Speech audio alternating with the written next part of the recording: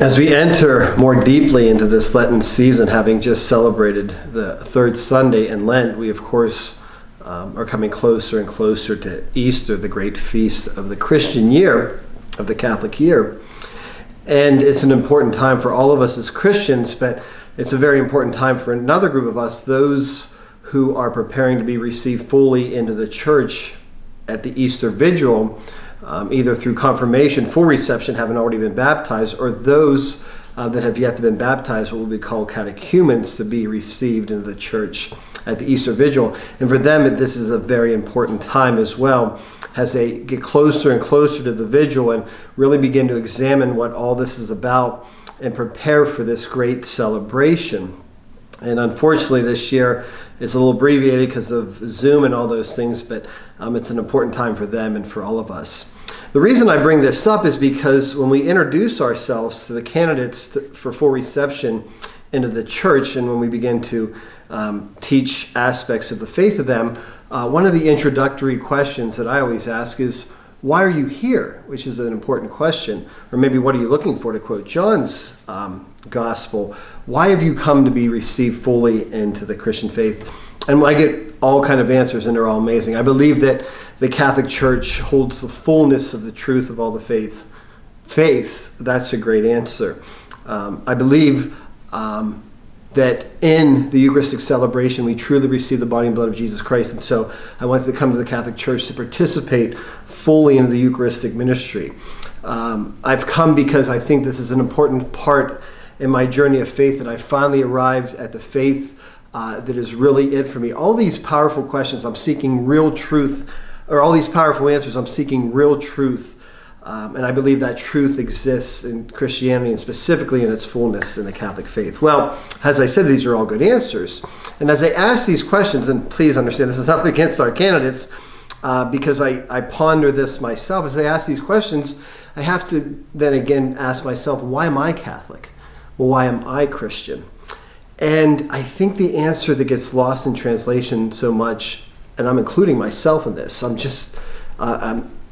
this is me as much as it is everybody else, that maybe the great answer should be, well, I'm Catholic, I'm Christian, because it's through the church, through this encounter with Jesus Christ, that I am better able to love. I think that's really the core and foundation of it all.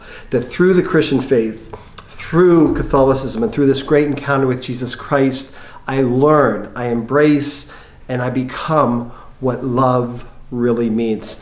That's why I'm here. And I mean true love, what they would call in the Greek agape love, a love, the love of Christ poured out on the cross, a love that's entirely concerned about those that we encounter. All these things that we seek in our faith, truth, spirituality, answers, doctrines, to all these things are so important to what we believe in.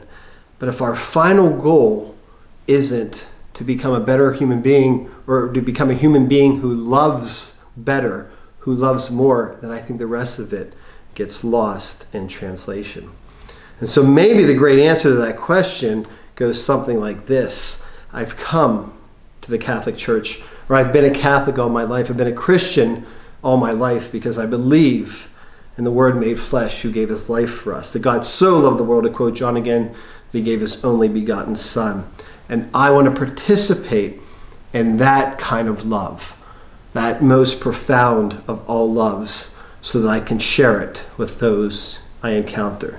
I encounter Jesus Christ, love incarnate, and I become a better lover to those I meet day in and day out, and I become an agent of love to those I encounter. If my goal in all this isn't rooted in becoming and learning how to better love, then I think the rest gets lost in translation. Something to think about as we head out into this week. Why are you Catholic/Christian? And where does love play a role in all of this? May God's love be with you always. I hope you continue to stay safe and have a blessed rest of Lent, and hopefully I see you between now and Easter.